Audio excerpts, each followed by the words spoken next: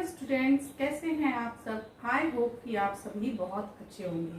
Friends, पिछले video में हम लोगों ने धन और ज्वाला के बारे में पढ़ा था। आज हम लोग पढ़ने जा रहे हैं सेकंड चैप्टर, जो कि बहुत ही इम्पोर्टेंट सा चैप्टर है और हम सभी को इसके बारे में जरूर जानना चाहिए। तो चैप्टर का नाम है त्वरित एवं भूकंप प्राकृतिक आपदाएं। तो बच्चों, आप जानते हैं कि प्रकृति जो है हम मानवों के लिए एक बहुत ही अनमोल देन है भगवान की। प्रकृति के द्वारा हम कितनी अच्छी अच्छी चीजें महसूस कर पाते हैं, जैसे हवा का चलना, वर्षा का होना, ऋतुओं का बदलना, पतझड़ का आना, पेड़ पौधे फूल, ये पूरी संसार ही प्रकृति के अंतर्गत आती है। तो प्रकृति के अंतर्गत जो क्रियाएं होती हैं वह कुछ सामान्य क्रियाएं होती हैं जिसे आप डेली देखते हैं, जैसे सूर्य का निकलना, अस्त होना, वर्षा का होना, ऋतुओं का बदलना, ये सब बहुत सामान्य सी क्रियाएं हैं। परंतु कुछ क्रियाएं ऐसी होती हैं जो हम मानवों को बहुत अधिक प्रभावित करती हैं, तो उन्हें हम प्राकृतिक आपदाओं के रूप में जानते हैं, जैसे बाढ़, सूखा, आंधी, तूफान, सुनामी आना, भूकंप आना, त्वरित जिसे हम झंझा कहते हैं या बिजली चमकना कहते हैं वो। तो ये सभी जो है प्राकृतिक आपदाएं होती हैं जो कई बार बहुत बड़ी दुर्घटनाओं का रूप ले लेती हैं। तो हमें आज इन्हीं के बारे में पढ़ना है कि आखिर यह प्राकृतिक आपदाएं क्या होती हैं, और मुख्य रूप से यहाँ पर हम त्वरित एवं भूकंप के बारे में पढ़ेंगे कि त्वरित एवं भूकंप क्यों आते हैं और इनके पीछे क्या कारण है, साथ ही इनसे हम बचाव कैसे कर सकते हैं और सुरक्षा के क्या उपाय अपना सकते हैं जिससे कि हम त्वरित और भूकंप से कम प्रभावित हों। तो बच्चों, चलिए हम लोग शुरू करते हैं। सबसे पहले यह पाठ जिसका नाम है क्या, त्वरित एवं भूकंप।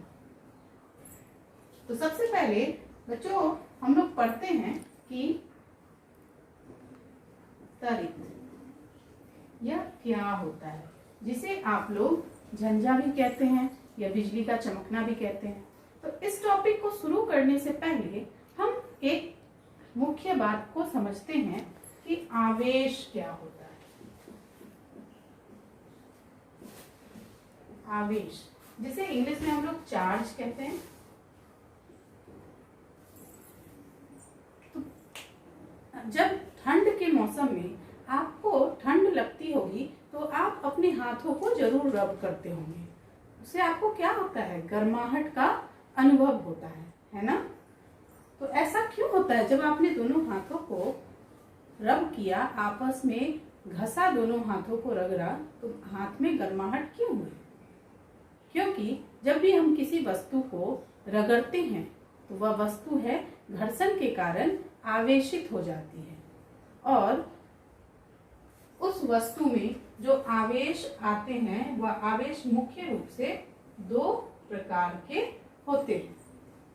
तो इन दोनों आवेशों को हम समझते हैं कि ये जो आवेश होते हैं, एक होते हैं धनावेश और दूसरा होता है ऋणावेश। अब जब समान आवेश होते हैं किसी भी दो वस्तु में, तो वह क्या करती है, एक दूसरे को अपनी ओर से विकर्षित करती है। समान आवेश वाले, मान लीजिए यहाँ पे हमारे पास एक बलून है और यहाँ एक दूसरा बलून है, और इसमें भी हमने धन आवेश दिया और इसमें भी हमने धन आवेश दिया। इन दोनों बलून को जब हम एक धागे की सहायता से लटका देते हैं तो हम देखते हैं कि यह क्या होगा, एक दूसरे से दूर भागेगा। क्यों? क्योंकि इसमें समान आवेश है, तो यह एक दूसरे से विकर्षित होगा, एक दूसरे से दूर भागेगा। परंतु जब वही हम दो बलून्स लेते हैं, एक में क्या करते हैं, हम ऋणावेश डालते हैं और दूसरे में हम धनावेश डालते हैं, तो यह जो बलून है वह क्या होगा, एक दूसरे के समीप आएगा, एक दूसरे से आकर्षित होगा। तो बच्चों, आप लोगों ने देखा कि आवेश रगड़ के कारण उत्पन्न होते हैं, जब कोई भी वस्तु एक दूसरे के संपर्क में आती है और रगड़ करती है, घर्षण करती है, तो वह क्या होता है, उसके बीच में आवेश उत्सर्जित होती है। आवेश दो तरह के होते हैं, धन आवेश और ऋण आवेश। समान आवेश वाली वस्तुएं एक दूसरे को क्या करती हैं, विकर्षित करती हैं, रिपेल ईच अदर करती हैं, जबकि जिनमें असमान आवेश होगा वह क्या करेंगी, एक दूसरे को अपनी ओर आकर्षित करेंगी, एक दूसरे को अट्रैक्ट करेंगी। तो निगेटिव चार्जेस हमेशा एक दूसरे को अट्रैक्ट करेंगी, जबकि जो सेम चार्जेस होते हैं वो एक दूसरे को रिपेल करेंगे। आई होप कि आप लोगों को ये समझ में आया होगा। अब बच्चों, कई बार आप एक एक्टिविटी करके देखते होंगे कि एक कंघी ले लें या फिर एक स्केल ले लें और कुछ कागज के टुकड़े को टेबल पे छोटा छोटा तोड़ के आप रखते हैं। उस स्केल को आप अपने बालों में ऐसे रब कीजिए थोड़ी देर और कागज के टुकड़े को उससे टच करने की कोशिश कीजिए। आप देखिएगा उस स्केल में कागज के टुकड़े क्या होते हैं, चिपक जाते हैं। तो ऐसा क्यों हुआ? ऐसा इसलिए हुआ कि जो पटरी आपके पास थी, स्केल आपके पास था, जब आपने उसे अपने बालों से रब किया तो यहाँ पे रगड़ के कारण वह पटरी क्या हो गई, आवेशित हो गई। और जो कागज का टुकड़ा था उसे तो आपने आवेशित नहीं किया था, तो दोनों में असमान आवेश हुआ ना, इसलिए दोनों एक दूसरे से क्या हो गई, अट्रैक्ट हो गई, एक दूसरे से आकर्षित हो गई। तो आप लोगों ने अब आगे हम पढ़ते हैं त्वरित के अंतर्गत ही कि भू संपर्कन क्या होता है। बच्चों, आप लोग अपने घर में देखते होंगे कि जो मेन वायर होती है उससे एक वायर जमीन के नीचे तक डाली जाती है किसी तांबे या किसी धातु के माध्यम से। तो ऐसा क्यों होता है? वहां पर भू संपर्कन की क्रिया कार्य करती है। तो किसी भी आवेशित वस्तु के द्वारा आवेश को भूमि के अंदर भेजने की जो क्रिया होती है वह भू संपर्कन कहलाती है। तो इसको आप लोग समझिए कि कई बार क्या होता है कि जो आवेशित वस्तु होती है, जो आवेश होता है, उसे हम किसी आवेशित वस्तु के द्वारा पृथ्वी तक पहुंचाते हैं। यह जो क्रिया होती है वह क्या कहलाती है, भू संपर्कन कहलाती है। तो इसको आप लोग अच्छे से समझ लीजिए। तो आपने देखा कि भू संपर्कन क्या है। अब बच्चों, हम लोग घर में देखते हैं अर्थिंग होता ही है। इसके साथ ही आप लोगों को जब बिजली कड़कती है तो बोला जाता है ना कि पेड़ों के निकट नहीं जानी, क्योंकि उस वक्त क्या होता है कि यही भू संपर्कन की क्रिया पेड़ों के माध्यम से होती है। क्योंकि जो बिजली होती है वह पेड़ के माध्यम से, पेड़ वहां आवेशित वस्तु हो जाता है उसके लिए, और पेड़ के माध्यम से जो है वो धरती तक चली जाती है। तो यदि आप पेड़ पौधों के पास रहेंगे तो उस वक्त क्या होता है कि वह बिजली के क्षेत्र में आप आ जाएंगे और आपको नुकसान हो जाएगा। तो इसलिए हमें क्या करना चाहिए, जब बारिश हो और बिजली कड़क रही हो तो पेड़ पौधों, जो बड़े पेड़ पौधे हैं उनके पास नहीं रहना चाहिए। चलिए अभी इसमें अगला टॉपिक जो है वह है विद्युत विसर्जन।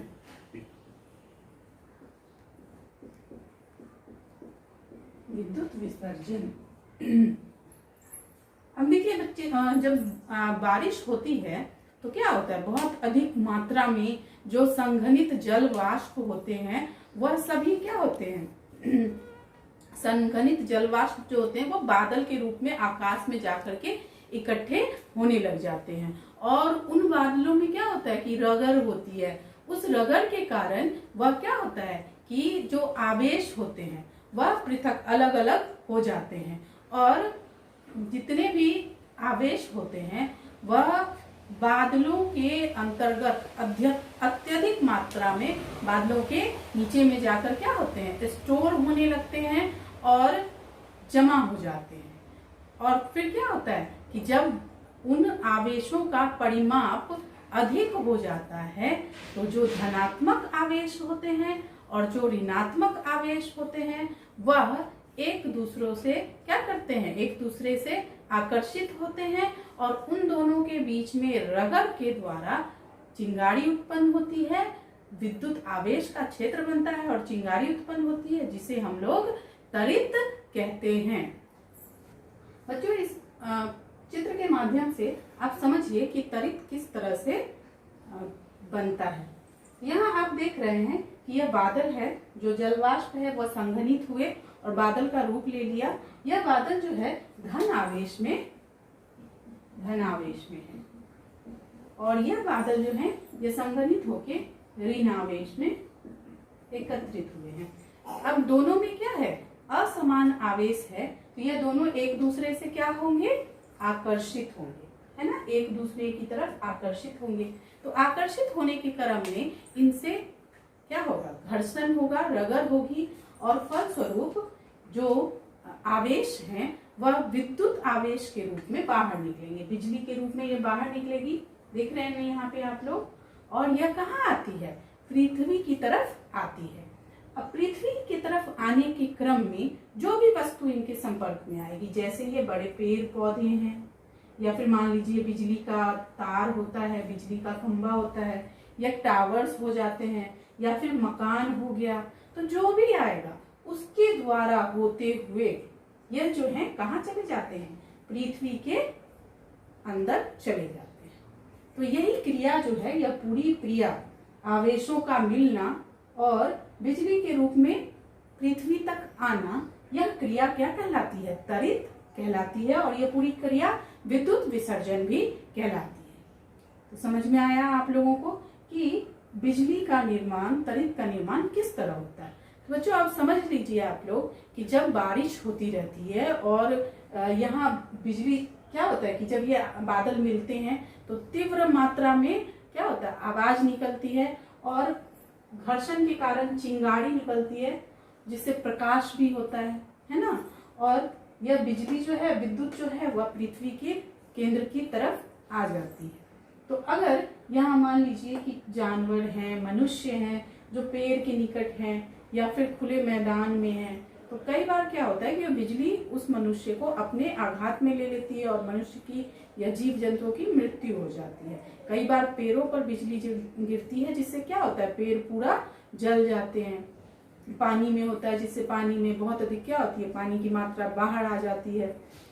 ऐसा आपने देखा होगा या न्यूज़पेपर वगैरह में सुना होगा। तो हमें ऐसा क्या करना चाहिए जिससे कि हम बिजली के आघातीय क्षेत्र में ना आए, बिजली से हमारी सुरक्षा हो सके। तो इसके लिए हमें क्या करना चाहिए, यह आगे हम पढ़ते हैं।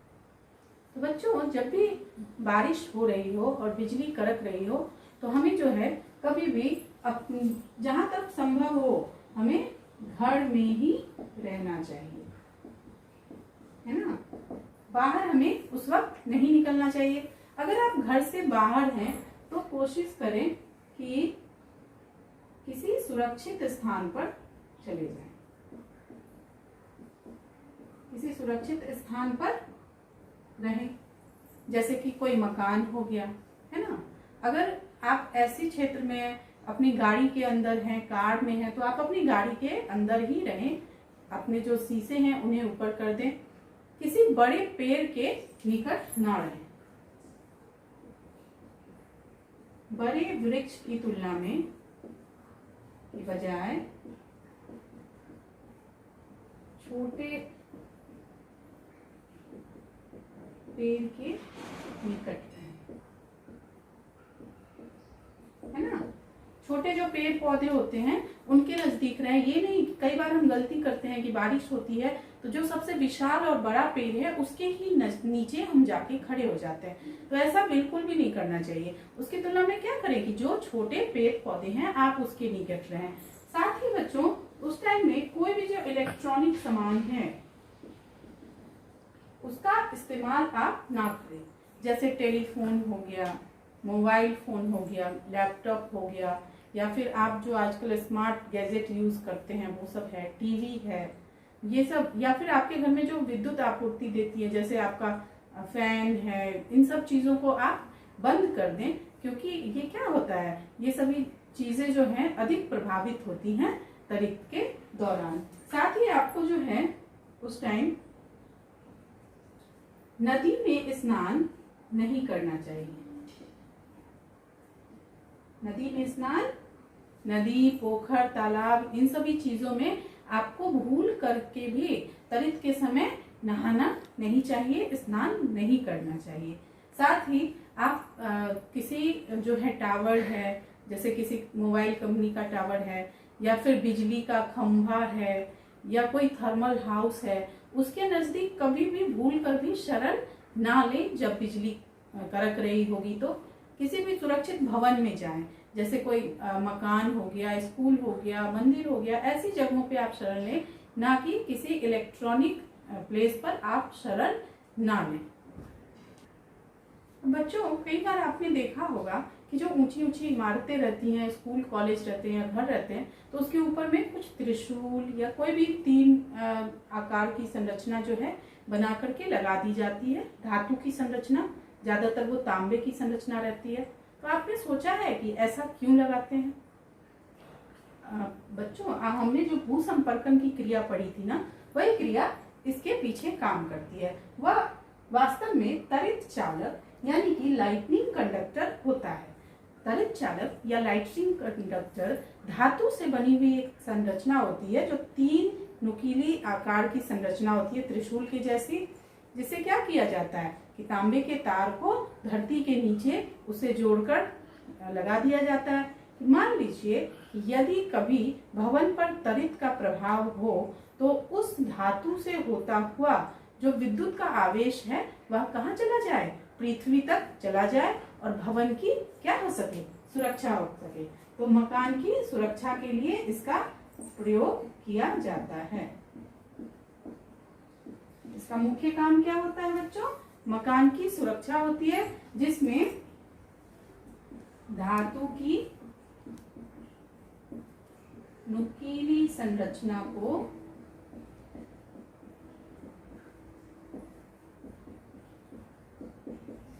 तांबे के तार द्वारा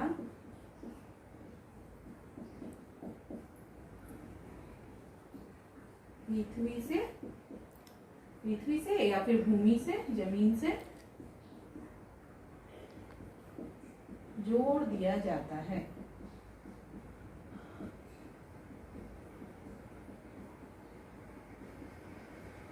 जिससे क्या हो? जिससे आवेश को पृथ्वी तक भेजा जा सके। समझे? इसमें क्या होता है कि धातु की नुकीली संरचना को भवन के ऊपरी हिस्से में लगा दिया जाता है और तांबे के तार से क्या होता है? तांबे के तार को पृथ्वी तक अंदर तक डाल दिया जाता है, जिससे कि यदा कदा कभी त्वरित का प्रभाव अगर भवन पे पड़े, मकान पर बिजली का प्रभाव पड़े, तो वह आवेश क्या हो? उस तार के माध्यम से भूमि तक चला जाए और मकान को कोई भी क्षति ना हो। तो बच्चों, आज हम लोगों ने त्वरित के बारे में पढ़ा कि त्वरित क्या होता है। उससे पहले हम लोगों ने आवेश के बारे में पढ़ा, आवेश कितने प्रकार के होते हैं, और विद्युत विसर्जन के बारे में हमने पढ़ा, भू संपर्कन के बारे में पढ़ा, त्वरित का क्या प्रभाव होता है, त्वरित क्या होता है, त्वरित से सुरक्षा के उपाय हमने पढ़े, और साथ ही हमने त्वरित चालक के बारे में पढ़ा। अब नेक्स्ट वीडियो में हम लोग भूकंप के बारे में पढ़ेंगे कि भूकंप क्या है, भूकंप से क्या प्रभाव पड़ते हैं, भूकंप से कैसे सुरक्षा की जाए। तो इसके लिए आपको नेक्स्ट वीडियो का इंतजार करना होगा। तो बच्चों, प्लीज इस वीडियो को लाइक, शेयर और सब्सक्राइब करें। साथ ही कमेंट सेक्शन में आप अपने क्वेश्चंस भी पूछ सकते हैं, और अगर कहीं कुछ समझने में आपको दिक्कत है तो भी आप कमेंट कर सकते हैं। प्लीज पहले चैनल को लाइक कर दें और इसका सेकंड पार्ट देखने के लिए इंतजार करें नेक्स्ट वीडियो का। Thank you so much.